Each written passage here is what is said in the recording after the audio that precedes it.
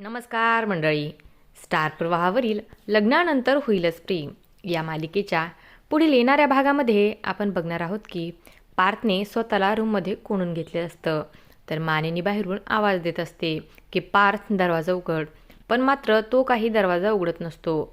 तर दुसरीकडे पाहतो रम्या आता जीवावर खूपच रागवते आणि म्हणते, जर माझ्या पार्थने काही बरं वाईट केलं ना तर जीवा मी तुला कधीच माफ करणार नाही. आणि जीवा तुला जरा तरी लाज वाटायला पाहिजे होती असे पराक्रम करताना.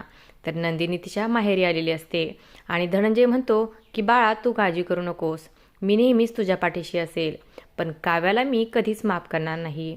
तर गाडीमध्ये पार्थ आणि रम्या बसलेले असतात.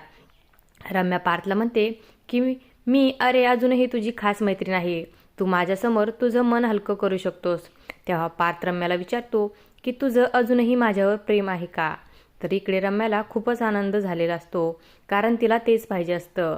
ती म्हणते की हो पार्थ, माझं अजूनही तुझ्यावर खूप प्रेम आहे.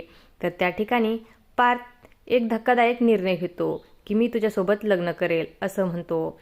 आपल्याला पुढील येणाऱ्या भागामध्ये पार्थ खरंच रम्याशी लग्न करणार का हे पाहणं अतिशय रंजक ठरणार आहे. अशाच मालिकांच्या नवनवीन अपडेट्स पाहण्यासाठी आपल्या चॅनलला सबस्क्राईब करा आणि व्हिडिओ आवडला असेल तर लाईक आणि शेअर करायला विसरू नका. धन्यवाद.